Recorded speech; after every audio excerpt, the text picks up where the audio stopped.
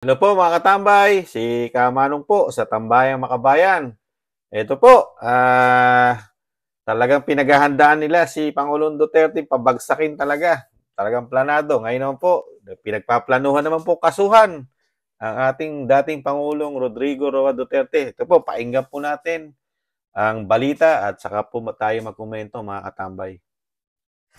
Labag sa 1987 Constitution ang ukalang ihiwalay ang Mindanao sa Pilipinas. Kaya babala rin na kamiging Governor Xavier Romualdo at ama nitong si Representative Jerdin Romualdo, posibleng mapanagot sa batas bunsod ng sedisyon na dating Pangulong Rodrigo Duterte at Davao del Norte 1st District Representative Pantaleon Alvarez. Panukala ng dating Presidenteng Duterte na ihiwalay na sa Pilipinas at gawing independent ang Mindanao. Giit nito dahil ito sa hindi pag-unlad ng Mindanao region sa matagal na panahon sa ilalim ng maraming pangulo. Samantalang si Congressman Alvarez na dating House Speaker ang unang nagtulak para sa paghihiwalay ng Mindanao sa Pilipinas. Sa payag ni Governor Romualdo, anuman ang dahilan ni dating Pangulong Duterte sa kanyang mungkahi, mapanganib-an niya ito at para lang sa pansariling interes. Nanawagan naman si Representative Romualdo sa kanyang mga kapwa-kongresista na imbestigahan at kung mapatutunayan ng ebidensya ay simula ng pagpapatalsik sa Kamara ni Representative Alvarez dahil sa isinusulong nitong Mindanao Secession. Anya, nababahala ang mga mambabatas at ordinaryong Mindanaoan sa posibleng implikasyon ng separatist movement sa pagkakaisa at katatagan ng bansa. Rosa Licoz, UNTV News and Rescue. Diyos ang... Ayan po mga katambay, talagang kakasuhan pa nila ng sedisyon. Ang bihira. Ang tanging hangarin lang naman ng ating Pangulong Duterte yung kanyang bayan na talagang sa tagal ng panahon hanggang siya nagretiro na sa politika bilang Pangulo nga, hindi niya nakita for how many long years na hindi na pa ang buong Mindanao, maliban lang sa kanyang probinsya. Pero ang halos buong Mindanao ay walang progresibo. Kaya naaawa na ang Pangulong Duterte sa mga taga Mindanao, di po ba? Napakalaki ng Mindanao, pero mabibilang mo sa daliri mo lang ang talagang nagiging maunlad. Parang tayo po mga Pilipino, lagi lang po naisip natin, ano ang maunlad sa Mindanao, di po ba? Unang babanggitin natin, napapasok sa isip natin, Davao City, di po ba? Maliban dun, yung iba hindi na masyado nating napag-uusapan, di po ba? Dahil napakalawak din at napakalaki pa rin ng kaguluhan sa Mindanao. Hindi pa rin naman natatapos ang mga nagre-rebelde sa ating bansa, di po ba? Kasama pa mga panatiko na mga, di po ba? Yung ibang bansa na mga terorista, di po ba? Kaya mabigat. Ngayon po, talagang ang tanong ni Kamanong, pagka po ang sinusulong na PI, yung People Initiative, wala pong malaking issue na kailangan ng sedition o kailangan kasuhan na nagsusulong nito. Di po ba? Dahil para sa kanila, napakaganda ng sinusulong nila. Pero pagdating sa Mindanao, kay Pangulong Duterte, napakapangit ng ginagawang plano ni Pangulong Duterte na inahiwalay yung probinsyang Mindanao sa Pilipinas. Para sa tingin naman ni Pangulong Duterte, dahil alam naman natin na nakikita niya yon bilang siya naging lingkod bayan, na talagang walang kapag-apag-asa ang Mindanao, yung ang mauupo lang ng mga presidente na susunod sa kanya, ganito lang ang gagawin na pamamahala, talagang yung 6 na taon na panunungkulan, mababaliwala lang, lalo ang Mindanao, di po ba? Dahil sa nakikita di umano ni Pangulong Duterte, talagang hindi nakatutok sa buong Pilipinas na proyekto ang pamahalaan. Kaya sa tingin ni Pangulong Duterte, maiiwanan talaga ang mga Mindanao, lalo ang probinsya nga ng Mindanao. Hindi lang naman Mindanao ang nakikita na ni Pangulong Duterte na walang progresibo, di po ba? Dahil napakarami nating probinsya na talagang iwan na iwan ang development, maliban lang sa Luzon, sa Metro Manila, di po ba? Na handun po talagang malaking proyekto dahil nga sentro ng Pilipinas, dahil nga ang Metro Manila capital, yung mga hindi na capital mananatiling taghirap, di po ba? Kaya ang lumalabas ngayon talagang binabalikan din nila talaga ng issue at para lang talaga kasama ito sa pagpapabagsak sa mga Duterte sa tingin ni Kamanong, yan po ang mga susunod-sunurin nila eh. Di po ba? Kung ano-anong mga issue ang ibabato sa dating Pangulo, kahit maganda ang layunin niya sa bayan, lalo sa Mindanao, sa kabila nun, talagang nahandun pa rin talaga ang mga taong gobyerno na mismo na mga dating karamihan naglingkod din sa kanya bilang siya'y Pangulo. Ngayon karamihan ngayon kumokontra na sa kanya, di po ba? Ganun po talaga ang politika. Kung sino ang nasa power, siya po hari at hindi siya pwede kontrahin. Ganun po nangyayari. Kahit na nakikita ng Pangulong Duterte na may mali sa pamamahala ni Pangulong Marcos, talagang wala pa rin kokontra dahil siya yung nasa kapangyarihan ngayon. Yun ang nakikita ni Pangulong Duterte. Pero sa kabila noon, talagang si Pangulong Duterte, napakamahal ng tao yan. Di po ba? Dahil sa ginawa niya. Parang kailan lang naman yan, mga katambay, yung 6 na taon na nakita natin yung pag-upo niya, may impact na agad sa tao, sa mamamayang Pilipino, impact agad na nakita natin kung paano siya magpatakbo. Sa ngayon po, sa nakikita ni Kamano, magdadalawang taon na po, wala pang impact. Ang nakita lang malaking impact ni Kamanong nung mag-concert doon sa kick-off rally, yun po ang malaking nakita ni Manong na talagang bumuhos puro ng napakaraming artista, napakaraming entertainer. Yun po nakitang ni Kamanong na impact na nakita ko sa administrasyon ni PBBM. Di po ba? Mga talagang mukhang mahilig sa mga ganyan ngang party, mga masasaya, mga talagang pangmalakasan nga po ba, di ba? Parang dadaanin tayo sa mga entertaining na pamamalakad, di ba ba? Para lang kabagay kasama yun sa bagong Pilipinas eh.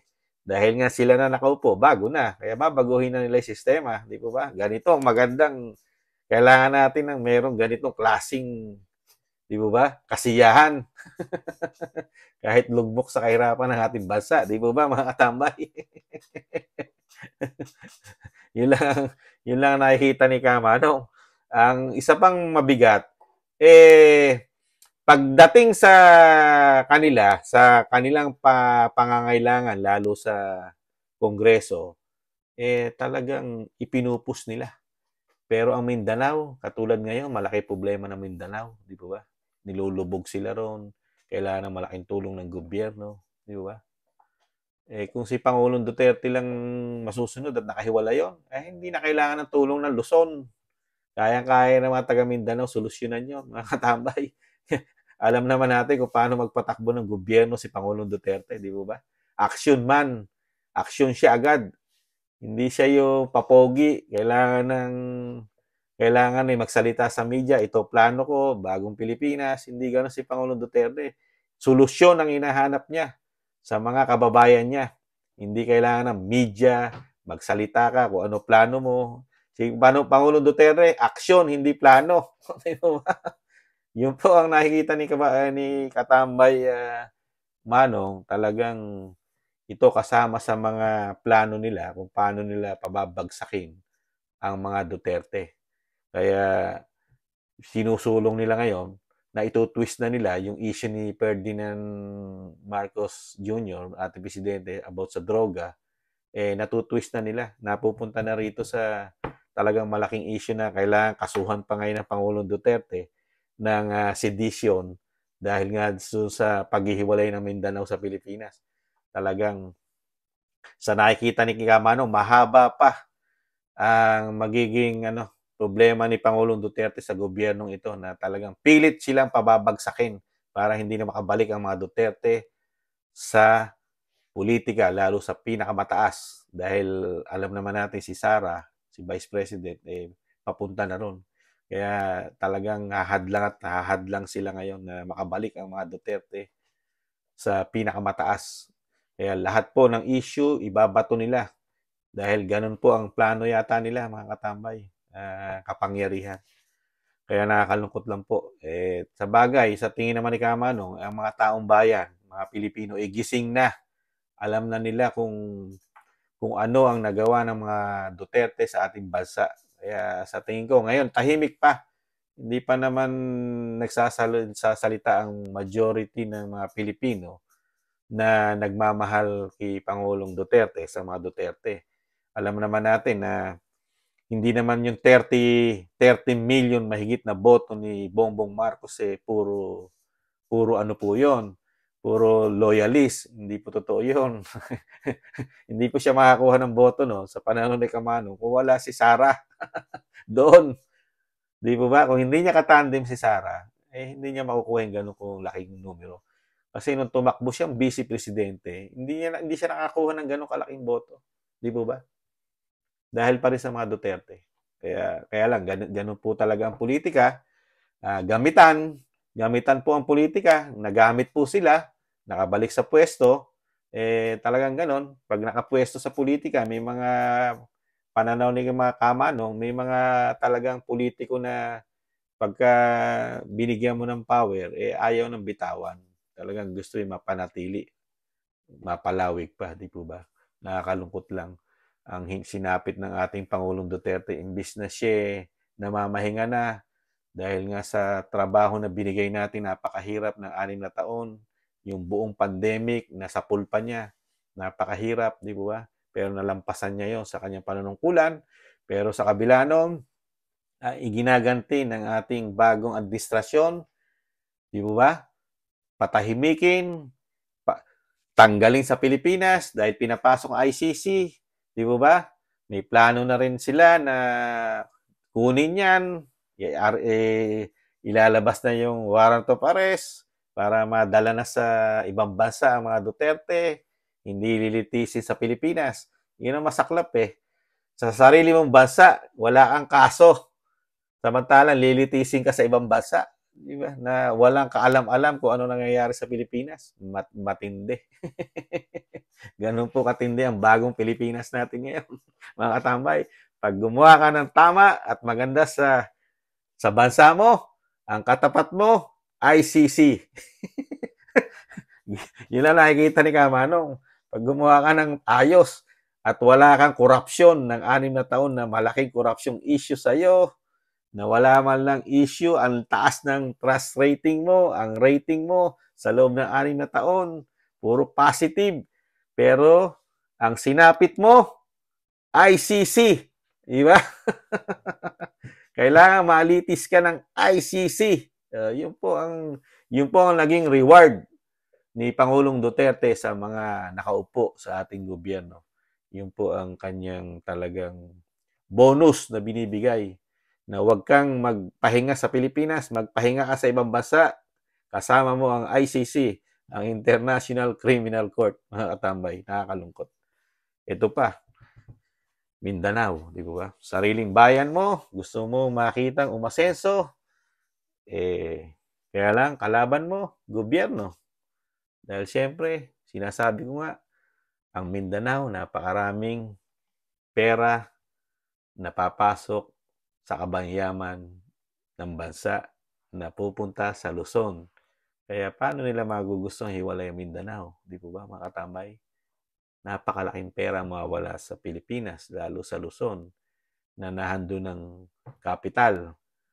Saan po ba pumapasok lahat ng pera ng bansa? Lalo ang Mindanao. Di po ba sa Luzon? Di po ba?